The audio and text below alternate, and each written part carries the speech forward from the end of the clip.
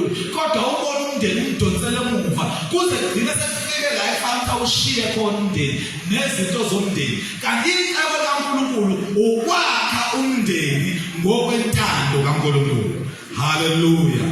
Cishe iningi lethu la sikhangela emndenini ebroken, sikhangela emndenini kwesisikhathi engakholwa, sikhangela emndenini kwesisikhathi thola ukuthi umama uyakholwa ubaba akakholwa, sikhangela emndenini ebekhona ama-divorce khona, sikhangela emndenini ehlukumezekile ngey'ndlela ey'ngafani. Kodwa uma sesikholwe egameni likaJesu kukuthina ngengasho emasontweni adlule ukuthi kubiza ukuthi asiwukhulekele umndeni wethu ukuze ube umndeni o-aligned necebo likaNkulunkulu. Haleluya. Uma uhluleke ukuthi ukhulekele lo okhona ugcine ngenze lo wakho-ke oqhamuka kuwe enza ngayo bakholwe ngoba mhla bakholwa bazoyiyekela zona izinto zabo. Okwethu basondeza kuNkulunkulu sibenze ukuthi bakholwe. Yingakho-ke kubalulekile abantwana bethu laba abancane singabayeki ukubasondeza kuNkulunkulu bese bancane ukuze bakhule belazi ivangeli likaNkulunkulu. Beza chapter 4 umfundele verse 13 and 14. Nehemiah chapter 4 verse 13 and 14. uNehemiya isahluko sesine ivesi leshumi nantathu kuye evesini leshumi nane.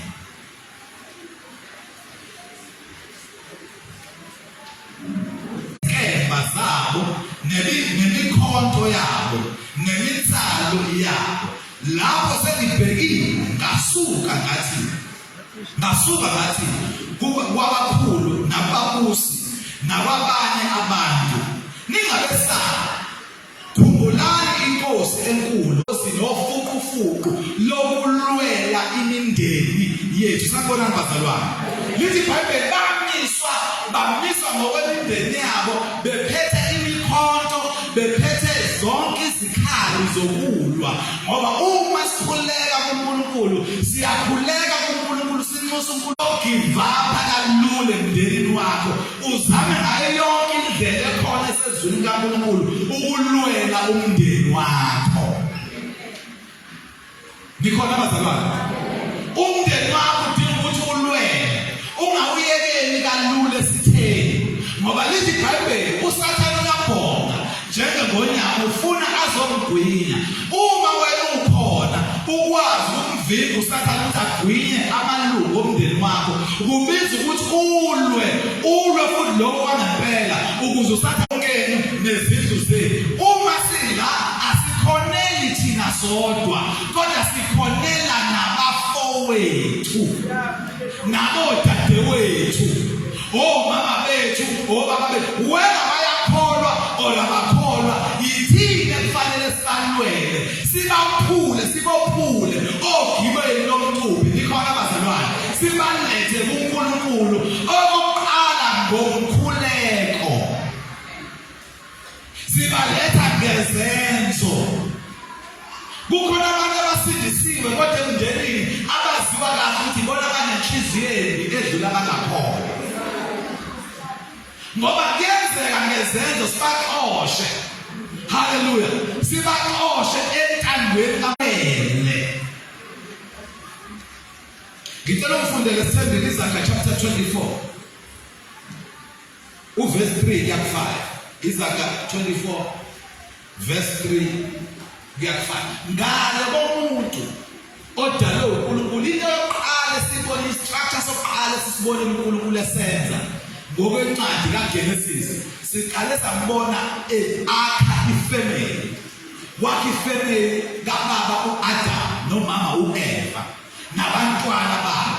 As much as leya family yokuqala yakhe uNkulunkulu ingabanga ifamily right ngokukaNkulunkulu nangokweyimiso kaNkulunkulu ngokupheleleyo kodwa uNkulunkulu uqala akhe umndeni qala. Sanibonani bazalwane uthi verse 3 indlu iyakhiwa ngokuhlakanipha iqiniswe ngokuqonda amakamelo amalungelo agcwaliswa ngokwazi ngayo yonke ingcebo eqabileyo nemnandi.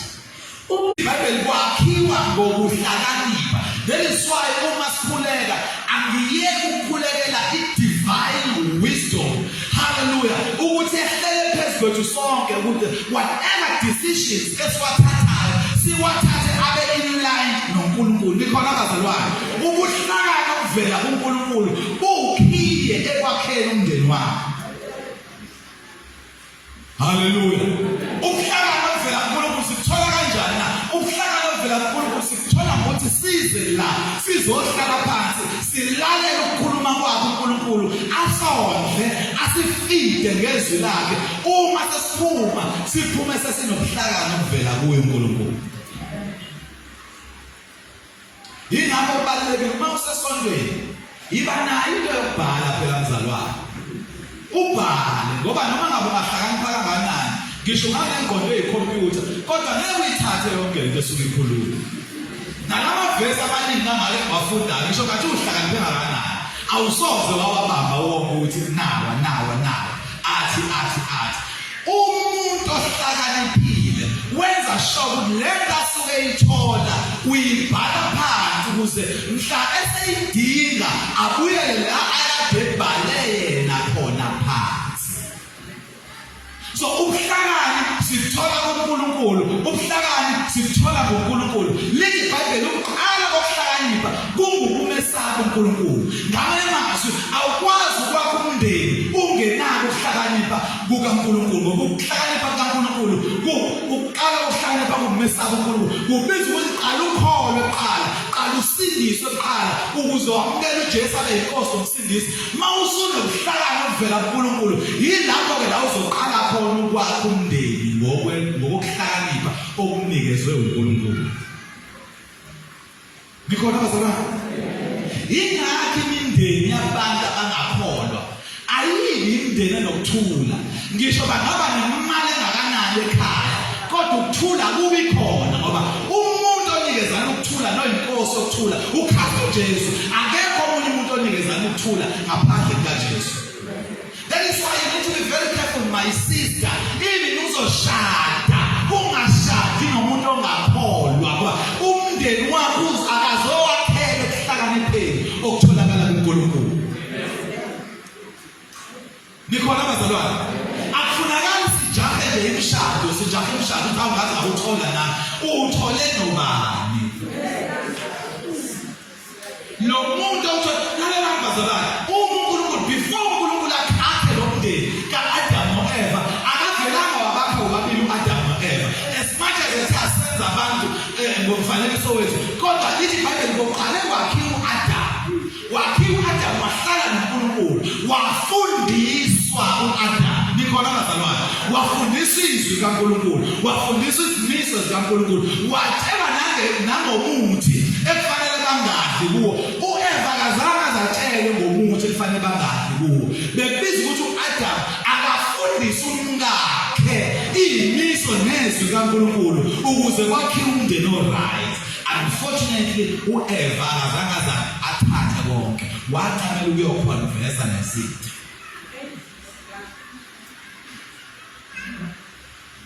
uNkulunkulu uhlale noAdam wamfida izinto zakhe. Elithi iBhayibheli wayemvakashela njalo ntambama ahlale naye baxoxe naye amnikeze izinto zakhe ukuze uma senomndeni kube nomndeni azowakha ngokwezwi likaNkulunkulu. Yingakho kuchallenge obrother ukuthi uma ubrother ungajahi uganwa ungakohlangani naye.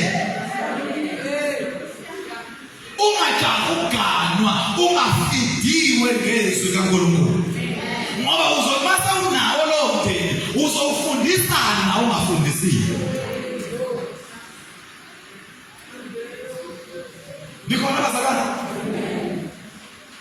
Lithi iBhayibheli uNkulunkulu wahlala naye uAdam wamnikeza izwi lakhe. Uma esekhipha ubango lolu bango kufanele likhishwe ubango kumuntu eduze nenhliziyo yomuntu elizwini izwi kaNkulunkulu nokukhuluma kwakhe uNkulunkulu ukuze bese ngiyayithanda indaba kaEva. Ngoba uEva kafananga nalabo sisi abalesi sikhathi samanje lokuyibona abayikhombelayo brother lithi iBhayibheli uEva wavuka nje uma uNkulunkulu esemkhiphile obambele haleluya lika-Adamu amazi uEva noma wavuka wayiwokhela noma wavuka wayihambela noma wavuka wayimela noma wavuka wenza kodwa sizo uAdamu ethi lo yithambo lamathambo ami nenyama yenyama yami kade lele kodwa mevuka wavuka wabona into waseyakhuluma namhlanje imindeni iphambene nje ingoba qala ukukhuluma omunye umuntu engafanele ukukhuluma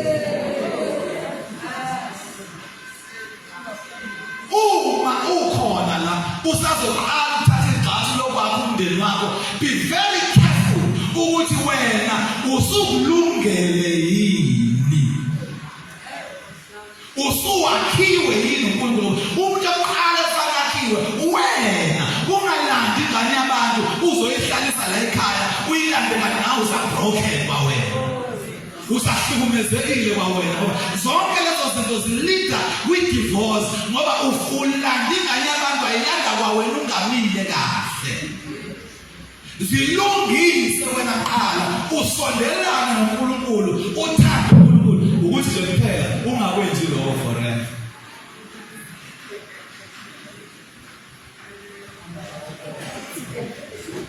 ayakungizwa bazalwane ngize ngesikhathi uzakha wena ungazakhi forever because iBhayibheli likhuluma ngomfazi wobusha bakho la ngoba iBhayibheli ubusha buphela ku-30 years ngokwezwe lakini lase-South Africa kuphela ku-35 years ngokwenhlangano le elapha eMabhida namhlanje kuphela ku-40 years ngoba nazi inhlangano sengayibona ukuthi zibekile ubusha bawo ukuthi kuphela kuphi laba lapha baphela ku-40 years izwe lase-South Africa lithi 35 years ingakho umuntu ono-35 ongayo ka-35 years bengamkhathaleli kakhulu ukuthi athole umsebenzi ngoba akasekho emshini ingakho ngithi-ke ngesikhathi ibhildi uzakha ungazakhi forever ingakho kubalulekile ukuthi uthole uJesu usemncane ukuze ukhule ubuye udle izwi lakhe ufunde izimiso zakhe ukuze uphokophelele kwakho umndeni wakho ngokwentando kaNkulunkulu niyakubula namhlanje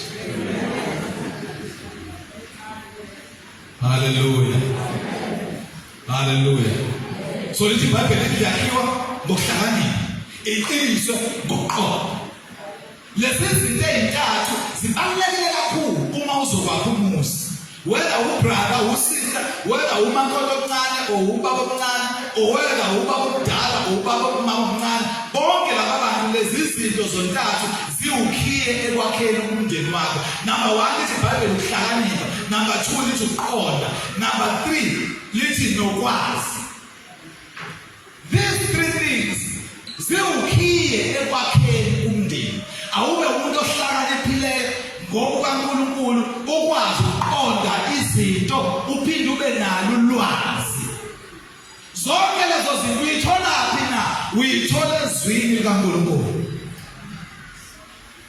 haleluya hallo zonke lezo zinto zitholakala ezwini likaNkulunkulu yingakho kubalulekile ukuthi uze enkonzweni uzokhonza ukuza kwethu enkonzweni zibalulekile zonke izinto esisuka sizenze enkonzweni masuka sihlabelela kubalulekile masidumisa uNkulunkulu kubalulekile izinto ezibaluleke kakhulu kuzona zonke izinto ukuhlala phansi silalele ukukhuluma kaNkulunkulu ngoba ngesikhathi silalele ukukhuluma kaNkulunkulu ngesikhathi sizothola izinto ekufanele sizenze nezinto ekufanele singazenzi ngoba zonke lezo zinto zitholakala ezwini likaNkulunkulu lo wamdo yokuqala utshelo nje eyodwa idlala konke la ningadli la that information encane ongayibona wena ngathi encane kodwa yakwazi ukubona umndeni oqalayo umndeni kaBaba uAdam noma uEva bonakala waphela ingakho basebenzala abantwana kwabonakala omunye wabantwana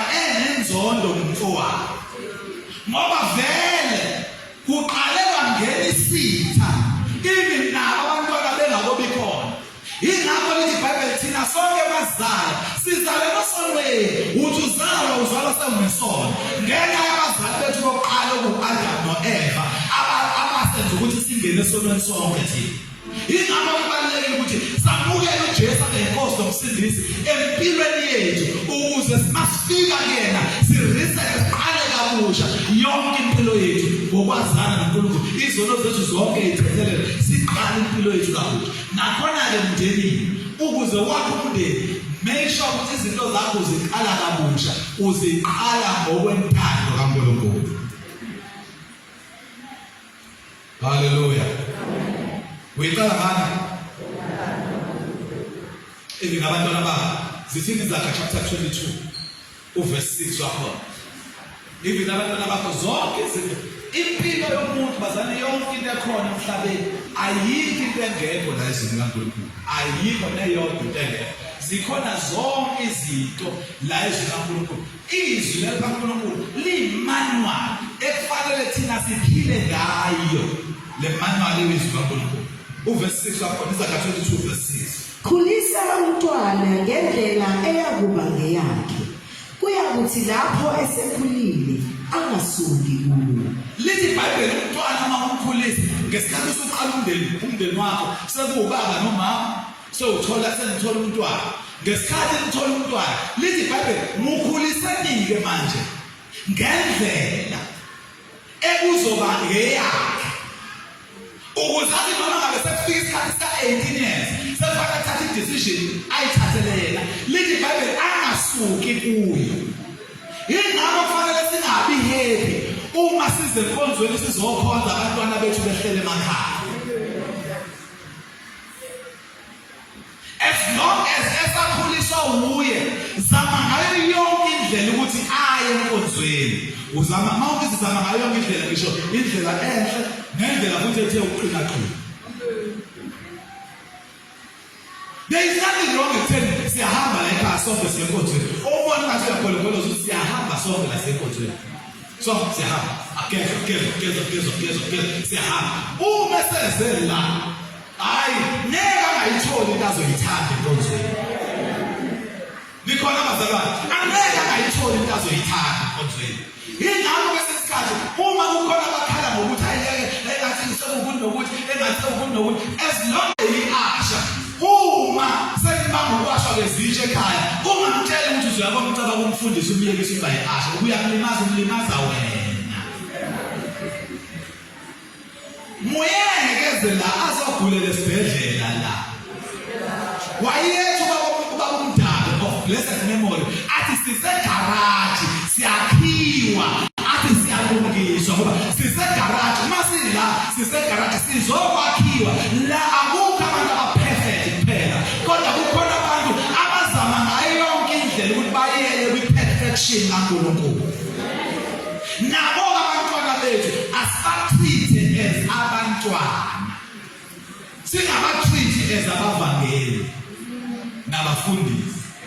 Of course bazokwenza ama-mistakes angafanele ukuthi bawenze. Lawo ma-mistakes ungabancikiseleli ekukholweni ngoba wena usumdala ekukholweni yena uyafika ekukholweni. Nikhona abazalwane? Ngesikhathi unalento esontayo ayikho usubulahlile umntwana umqedile. Amazwi abuhlungu kabi kuyena ngelinye ilanga. Azisho kubantwana bethu ngisho ukuthi uhlulwa isikole uhlulwa izincwadi ungambizi ngesimula ungambizi ngesithuphethu ungambizi ngento ngoba amazwi owashoyo as long as umntwana amazwi owashoyo ayahlala umntwana. Khona izinto umntwana angayithola kubantu abantu ayisoze zahlala umntwana kodwa mhlaya vela kuwe njengomzali kanti wena ufuna ukwakha umndeni ngokwentando kaNkulunkulu. Lezo zinto oyishoyo ayizosuka kumntwana. So lithi iBhayibheli namhlanje asibakhulisa abantwana ngendlela abayothi yazi lento iBhayibheli libeke yasala kuthini. Libeke iBhayibheli yasala kwayicala lethu ukuthi phela mhlawumbe ngeke ize ninaki. Lithi mukhulise umntwana ngendlela ekuyoba eyakho ezokwenza ukuthi mesekhulile angasuki kuyo. Okusho ukuthi mesesukile kuyo ubani ohluleka ukwenza. Awufundele sithembile uDeuteronomy chapter 11 verse 18 kuya 21. Deuteronomy 11 verse 18 and 21. Bazalwane siyacula la ibandla lakithi sazi ibandla elihlabelelayo sibandla elenza zonke izinto lezi zokholwa ezimnandi kunento enkulu nebaluleke kakhulu kuwona wonke umuntu eyizwi kaNkulunkulu. Izwi kaNkulunkulu iyona nto bazalwane awuthi mawuhleli nomntwana wakhe ekhaya umbuze ivesi lakho lekhanda lithini. Abelisho ivesi lekhanda ngoba leli ivesi lithi iBhayibheli izwi kaNkulunkulu alihambi libuye lilambatha.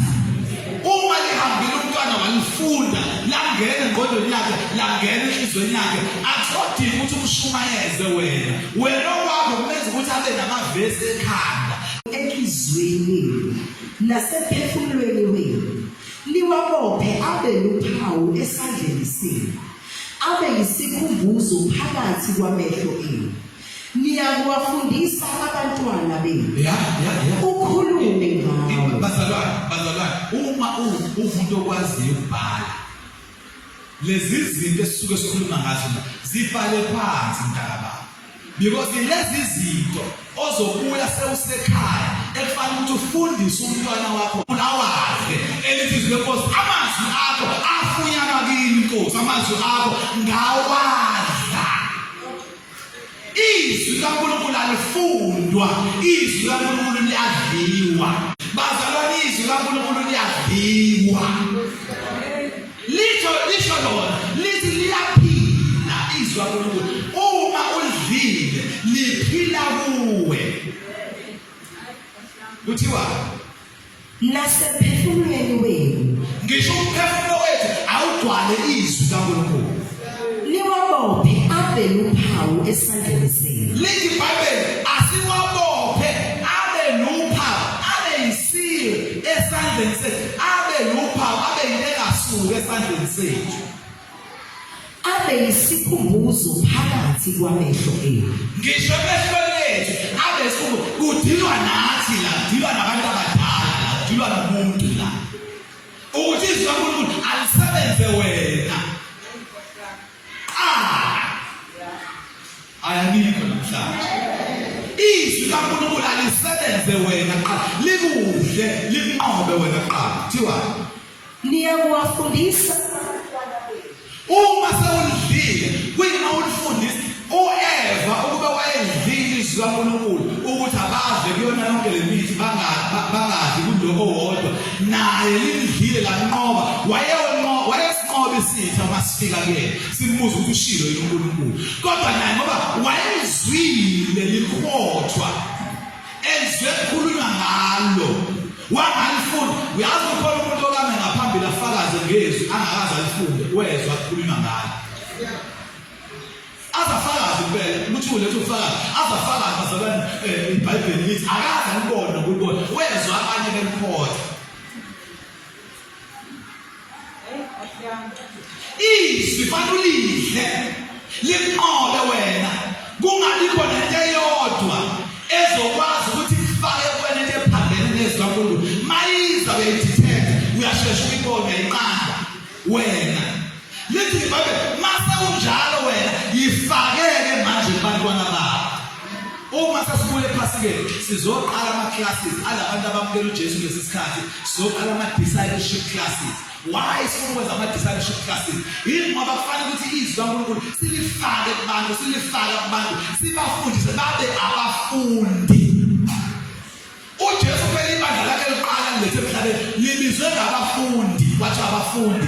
Why bathi abafundi? Yingoba abafundi izwi kaNkulunkulu kudliwa izwi kaNkulunkulu.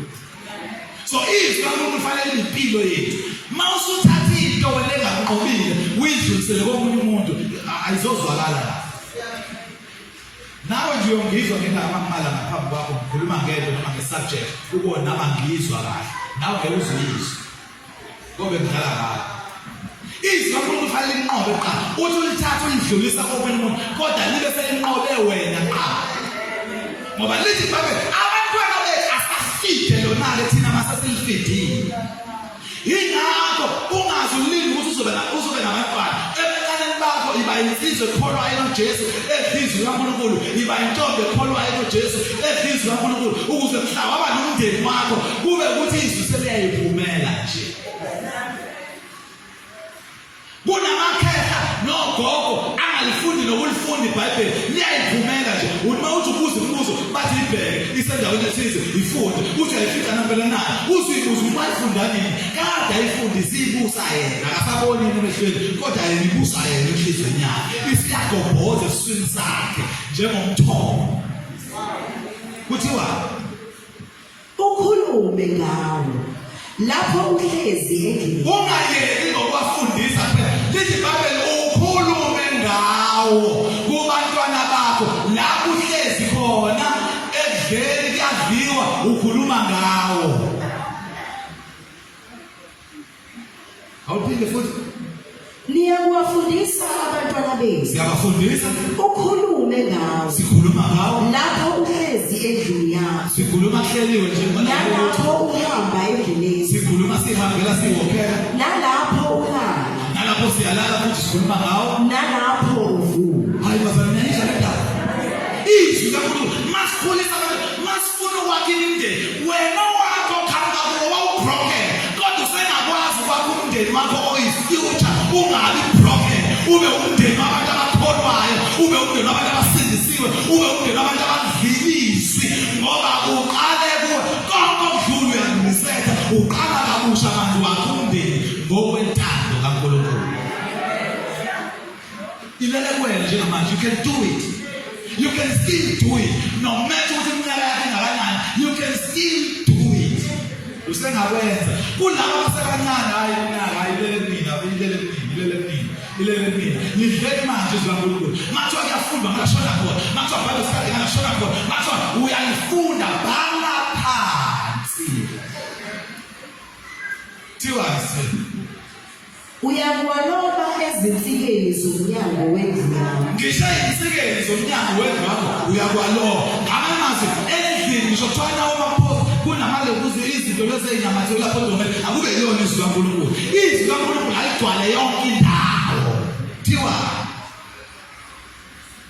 yakho nasemasangweni akho ukuba zandiswe izinsuku zakho nezinsuku zabantwana benu ezweni uJehova alifungela oyihlo ukuba lingalona njengezinsuku zezulu phezulu zomhlaba lithi iBhayibheli ngisho esangweni lakho alibe khona izwi kaNkulunkulu ngamanje impilo yakho yonke ayisarambe izwi kaNkulunkulu lithi iBhayibheli ireward yakho izinsuku zakho zizokwanda lezingane ezisigulisayo uma seyikhulile ingane eziphunyukile esifundisweni izona ingane ezisifaka istress izona ingane ezisigulisayo kodwa ukube zarafundiseka kahle iyabambe ngizwe kahle bazana angiblame abantu abadala lento engiyishona kodwa ngizama ukuthi kukhona into efanele uyenze ulwele umndeni wakho uzame ngayo yonke indlela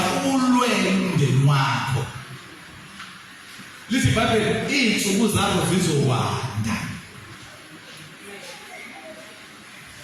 uthini uMalaki chapter 2 verse 14 Malaki 2:14 and 15 uNkulunkulu bazalwane ufuna ukuthi imindeni yethu iphumelele uNkulunkulu unenhloso unamacebo amahle ngemindeni yethu ngisho uNkulunkulu uNkulunkulu akayifuni divorce uthi ngiyayizonda idivorce ngoba idivorce yakha imindeni ukuthi ibe broken empilweni yami yonke into esengayibona ukuthi no matter ukuthi ubani o-initiate divorce no matter ukuthi ubani okhamile nawo uqala kodwa unaye lowo muntu uzoshawa i-depression ngoba i-divorce mayifika i-divorce ilimaza bobabili abantu abadivorsayo iphinde izolimaza abantwana uNkulunkulu uthi ngiyayizonda i-divorce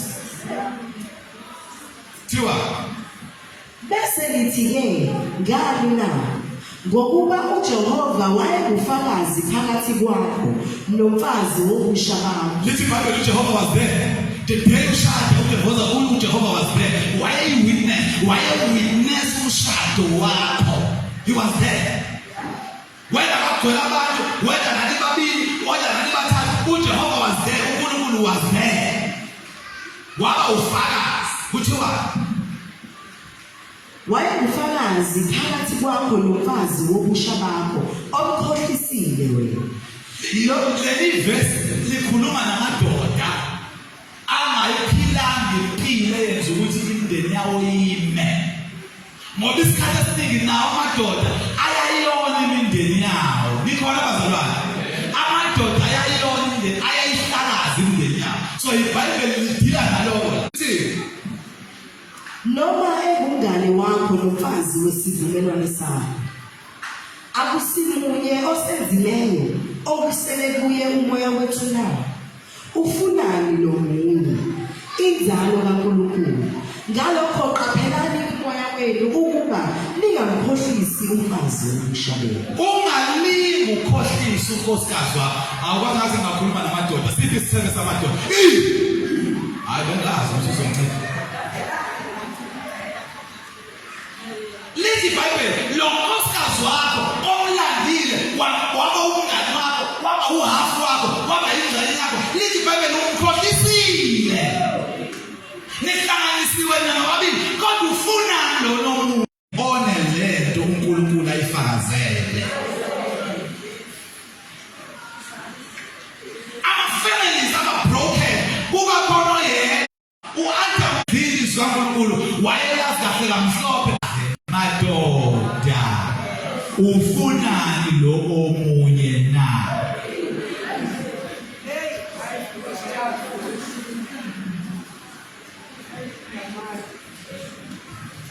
Ingane noma umuntu wesifazane wesithathu ungabona kusemnandi nje uma nisayenza lento kusemnandi kodwa ama-consequences azoba khona impilo yakho yonke. Futhi mhlawumbe naseyizulwaneni zakho i-decision eyodwa yokuthatha omunye wesithathu umfake iyobona impilo yenu yonke. Meselithini? Ngokuba ngiyazonda ngalokho umoya wenu ukuba ningamkhohlisi umfazi womshadeli. Ungachithi leli lidila nama-cheaters. Ungachithi, ungamkhohlisi umfazi womusha bakho. Kunama-consequences. Awufundele sithembile. 2 Timothy chapter 1 verse 5. Timothy chapter 1 verse 5. Ngiyazi ukuthi mhlawumbe abanye bathi hayi mhlawumbe umfundisi namhlanje ukhuluma ngabantu abashadile nje kuphela. Noma mhlawumbe ukhuluma ngabantu abashadile nabantu abakholwayo nje kuphela. Ngicela sibheke le yalama single parents. Hallelujah. Nawo ama-single parents, nabo umama. Awumfundele verse 5. Ngikhunjuzwe ukukholwa okungenakuzenzisa okukuwe. Ngikhunjuzwe ukukholwa okungenakuzenzisa okukuwe. Okwahlala kuqala